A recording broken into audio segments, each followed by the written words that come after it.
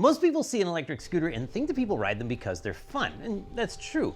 But for some riders, it's also a financial hack. It's truly amazing how few days you need to ride a scooter to work instead of driving a car in order for the scooter to completely pay for itself in gas money savings. Stay with me because I'm going to give you a link to a tool that calculates exactly how fast your scooter will pay for itself based on your individual scooter and commute. If you think about it, breaking even is just the beginning, because once the scooter has completely paid for itself, it's not like you've stopped saving money. It's just that now the money you're saving from riding the scooter is going right back in your pocket instead of into the gas pump. I'm also gonna bust a couple myths about what's faster across town, car or scooter, and give you 3 tips for picking the best commuter scooter. And this video isn't that long, so we better get started. As somebody with a background in physics, the efficiency calculations make perfect sense. Using a 4,000 pound, $40,000 car to move a 200 pound person across town is gonna cost you. Even with a fuel efficient car, you're spending 15 cents a mile on gas and another 40 cents a mile on depreciation and maintenance. Meanwhile, the electricity consumption of your typical electric scooter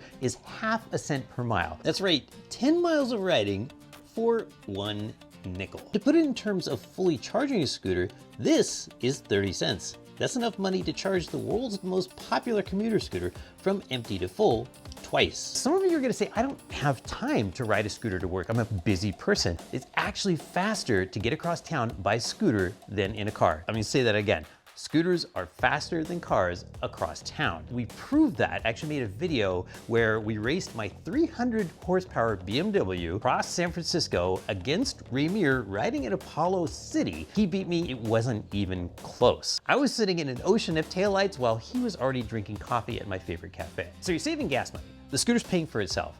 And now you're also saving time. This is all starting to sound a little too good to be true, but let's go look at the numbers. Here's the tool I made to calculate your own break-even date for when your scooter will pay for itself. Start by entering your one-way commute distance, how many days a week you plan to ride, your local average gas price, and it defaults to the US average here.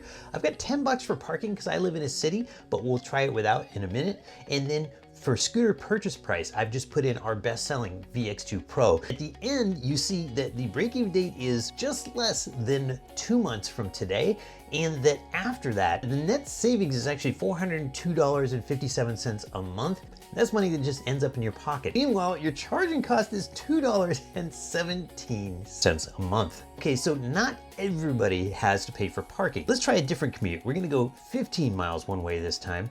We're gonna have 0 parking, because maybe you park for free, and we use the same best-selling VMAX scooter. Now your break-even date takes an additional 26 days, but we're still less than 3 months for the scooter to pay for itself. We're saving $279 a month after that, and our charging cost is just $3.25 a month. Even if you have free parking at work, your scooter still pays for itself shockingly fast. It's because the bottom line is cars are way more expensive to drive than you think, and I haven't even included insurance and registration on the cost side for the car here, because I'm assuming you're not gonna sell your car. The numbers are so strong in favor of the scooter, does it even matter what scooter you pick? Well, yes and no. And in terms of charging cost, even a big, fast scooter, the charging cost is smaller than pocket change. But here's why you should still put some thought into what scooter you pick for commuting. I've spent years scientifically testing every major brand of electric scooters, and what I've found is you're gonna save so much money on every car trip that you replace with a scooter trip that you don't actually have to be cheap when you're choosing your scooter. In fact, sometimes choosing a cheap scooter can be the most expensive mistake of all, or a big hassle because you can't buy parts for it. So here are 3 quick tips on how to choose the best electric scooter for commuting. But if you want the full deep dive, check out this link to a video that I made recently that goes into all the details. The #1 tip for picking an electric scooter for commuting is that you're gonna be putting some miles on this thing. So you wanna pick a scooter that comes with a great warranty. Companies like Segway, VMAX, New, and Apollo, they all offer 2-year warranties on their electric scooters, but read the fine print because not all of them cover all the expensive bits for the full 2 years the way VMAX does. Rule #2, right before you hit that buy button, go and check the company's website and make sure that you can get at least 10 spare parts available right now for that particular model of electric scooter. And if they don't buy it, because that also means they probably don't have those parts available under warranty. And this is especially true for those random scooter brands you find on Amazon. Tip #3, and this one is so important, get a scooter that's got enough range or you're going to end up having range anxiety every day. Here's the trick.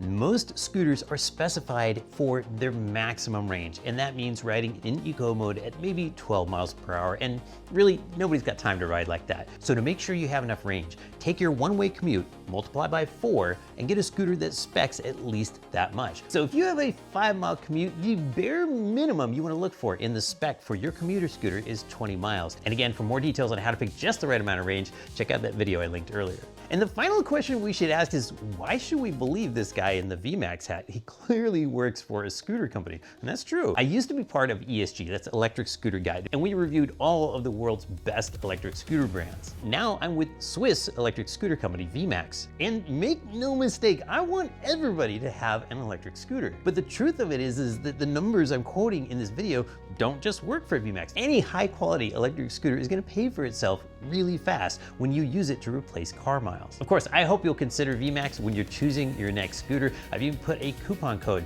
down in this video's description right next to the link to the break-even calculator. But no matter what brand of scooter you prefer, riding season is here, and the important part is to get out there and start riding now. The sooner you start riding, the sooner you start saving gas money. I'm Paul Somerville from VMAX. Ride safe, and don't forget to wear a helmet.